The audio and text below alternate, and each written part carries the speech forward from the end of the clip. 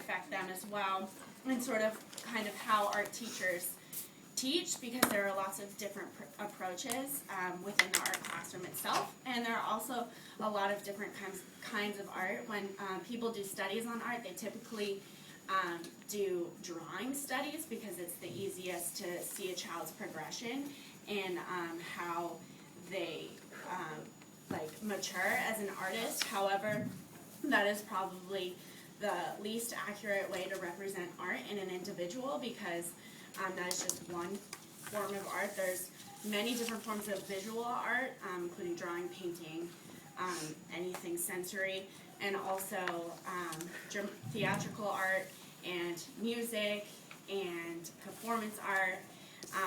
So I think that art affects kids with disabilities just as much as it affects typically developing kids. And from my experience in the past and also this year, I babysat a child with a very, very severe developmental disorder, and he is completely nonverbal, and seeing how art and music affected the way he and I communicated totally demonstrates how much of an impact art can have in a child's expression of who they are as a person, and also how they are developing as an artist as well. So I have a video of kids that actually go to my camp.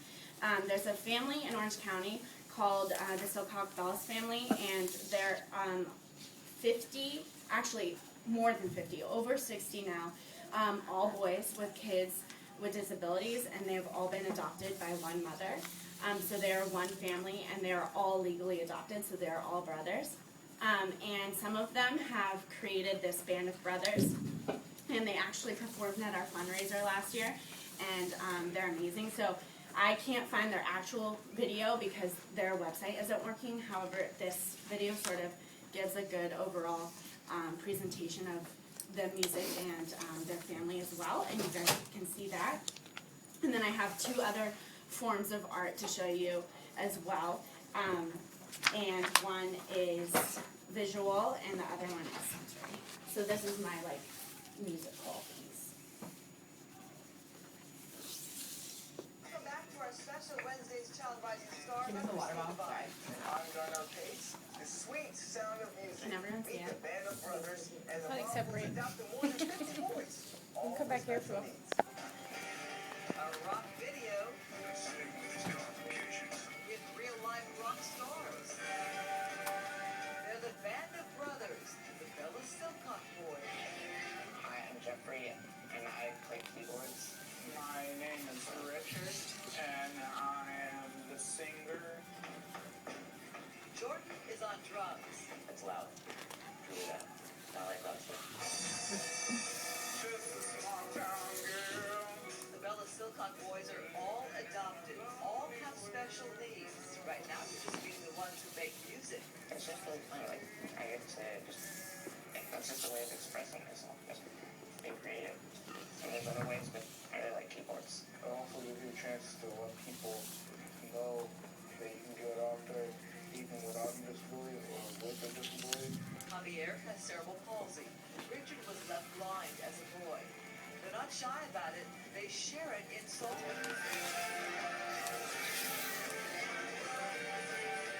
They make music here at their Huntington Beach home. It's the one. Remember the one? You got it? You know what key we in? Instructor Mark Van Heerden, a rock musician from South Africa. It's not just about their disabilities, but they can perform on the big stage too. I just kind of see what the guys are interested in and how they can use their hands or whatever they may be able to use, and then we just work for that. You know, like a keyboard can be very forgiving because you can't use one hand. Bass, you can sit in a wheelchair, you don't need your leg. Drums, if you're skilled enough like Jordan, you can do it with one arm.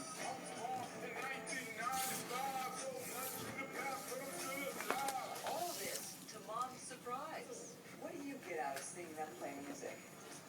I'm excited just to see they're learning how to play instruments, but also their self-esteem, and just that some of these kids have been bouncing around the system for a really long time, and people don't really have high expectations, and I think Mark came in and had high expectations for them, and they've risen to that. And Bellis's band of brothers now have 3 CDs, 2 music videos, and are doing a documentary. But here's song is therapy. Take Stephen, a boy from foster care, once in a coma. Music has done wonders for Stephen here. Yeah, Stephen came to us a little over, about a year and a half ago, and he was pretty impaired due to some child abuse. But all of a sudden, when he started hearing the music in the house and the boys learning how to play, he started smiling and moving his arms. So we brought him into the rehearsal room, and he just became more and more animated. And He's so smiley. yeah, he loved it. They're clearly making more than music. Matthew is among the boys, grown and holding down a job. They're quick to sing Mom's praise. Richard, the lyricist, with the last word. Thanks, Mom. Well, He sings, "Thank you, Mom. This is where I belong." I think she's a wonderful lady to actually go out there and rescue us from the sadness that we were dwelling in before we moved to her care. She's very powerful. She got us to where we are today, and I'm actually about to start tearing up right now. I love my mom, and I really thank her for getting me and my band of brothers where we are today.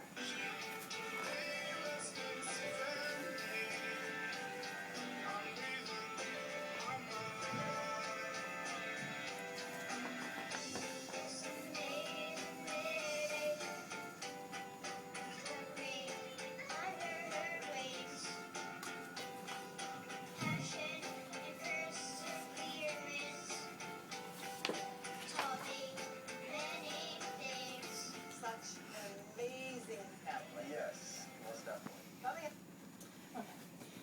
So those boys are all a huge part of my life, and I actually know every single one of them. And whenever we go over to their house, they play for us. And as the announcer was describing, Jordan on the drums actually does only have one working arm, and he plays all of their songs on drums, and he's phenomenal. Richard was blind from birth, and he actually raps and writes all of their music. And then also Jeffrey, who's on the keyboard, does the keyboard completely with one arm as well.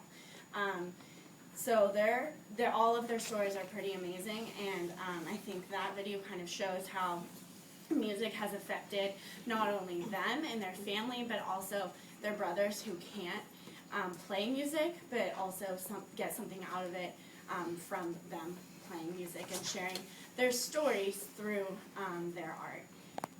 So that was my sort of musical form of art. Now, I actually wrote a play that is my dramatic theatrical piece of art that I wanted to show you guys, and how art affects kids with disabilities. I wrote this last year, and it's a 2-act play. And I mean, you can't read it from here. If you want to read it, you can, but I can summarize it. Basically, it's written and performed, so it's written for kids with autism and performed by kids with autism. So it's sort of a dual act going on, because it's all about being sort of outside the lines of what that feels like. So it's a really good play for kids to be able to express how they feel in school. And then also it's a really awesome way for kids with autism to get on the stage and perform that. So it's also written so that it can be modified by the individual voices of the students performing it. So if they have a different story they want to share, it can be easily added into the script. Essentially, it's about one girl with a lot of friends. So kids with autism will play typically developing students, and also they will play themselves. So it not only sort of provides them with this way to express themselves, but it also teaches them social skills as well in that environment. being able to perform and being able to interact and learn lines and sort of get up on stage and have to make the audience listen is a really great way to help develop their social skills that may be lacking elsewhere. That's my theatrical piece, and then my last piece is this sensory board that I created. So it's designed as a puzzle. It's designed so that it can be added to and be put on a wall so that kids with autism or any